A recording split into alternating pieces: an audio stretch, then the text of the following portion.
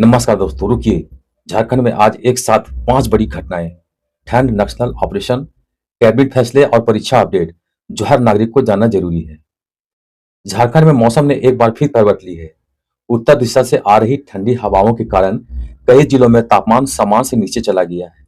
रांची, बोकारो, धनबाद समेत कई जगहों पर लोगों की कड़ाके की ठंड का सामना करना पड़ रहा है। मौसम विभाग ने बताया कि कुछ दिनों तक बादल छाए रहने और ठंड जारी रहने की संभावना है, जिससे जनजीवन पर असर पड़ सकता है।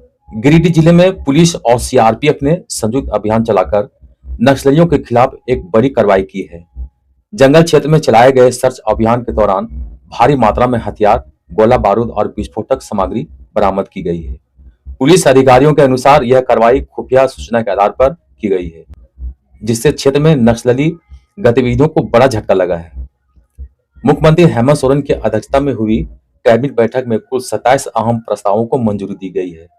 नगर निकाय चुनाव के कारण लागू आचार संहिता की वजह से फैसलों की विस्तृत ब्रीफिंग नहीं की गई है। बताया गया है कि कई प्रशासनिक और विकास से जुड़े मुद्दों पर निर्णय लिए गए हैं, जबकि जेपीएससी अभ्यर्थियों को उम्र सीमा छूट का प्रस्ताव फिलहाल स्थगित कर दिया गया है।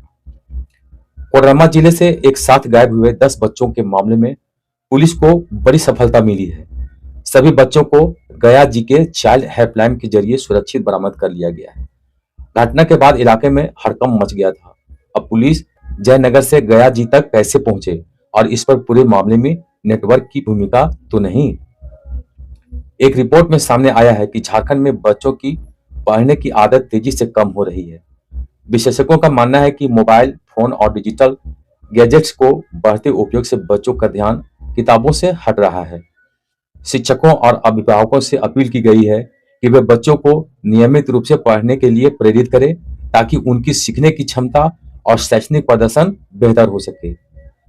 झारखंड एजुकेशन प्रोजेक्ट काउंसिल ने बच्चों की साक्षरता और पढ़ने की आदत सुधारने के लिए राज्य स्तरीय अभियान शुरू किया है।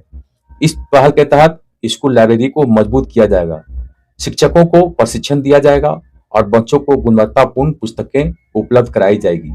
सरकार का लक्ष्य बुनियादी शिक्षा का गुणवत्ता बढ़ाकर लंबे समय में बेहतर शैक्षणिक परिणाम हासिल करना है।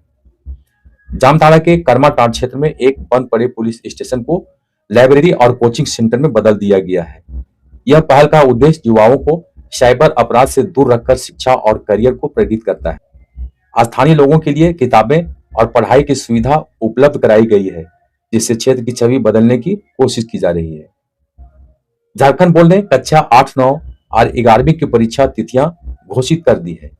शेड्यूल के अनुसार परीक्षाएं 24 फरवरी से शुरू होगी और ओएमआर सीट के माध्यम से 2 शिफ्ट में आयोजन की जाएगी।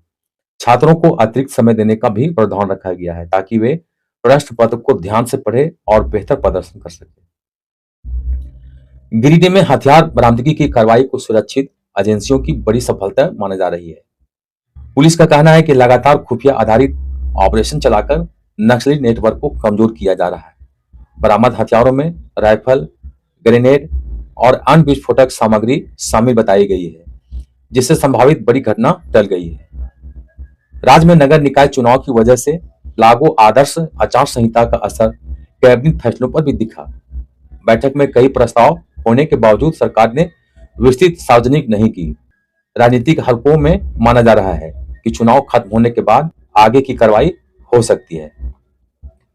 कैबिनेट बैठक में जेपीएससी उम्मीदवारों को उम्र सीमा में छूट मिलने की उम्मीद थी, लेकिन इस प्रस्ताव को फिलहाल टाल दिया गया है। सरकार ने संकेत दिया है कि इस मुद्दे पर आगे विचार किया जा सकता है। इससे हजारों अभ्यर्थियों की नजर अब अगली बैठक पर संभावित फैसले पर टिकी हुई है।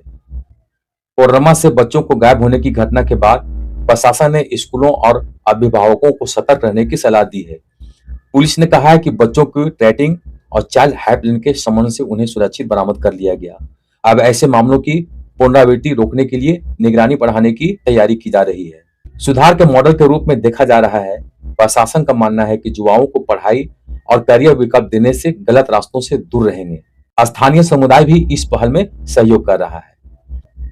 शिक्षाविदों ने अभिभावकों से बच्चों का स्क्रीन टाइम सीमित करने और घर में पढ़ने का माहौल बनाने की अपील की है। रिपोर्ट में कहा गया है कि मोबाइल और गेमिंग के कारण बच्चों को ध्यान भटका रहा है, जिससे उनकी सीखने की क्षमता प्रभावित हो सकती है। स्कूल भी नियमित रीडिंग एक्टिविटी बढ़ाने की योजना बना रहा है।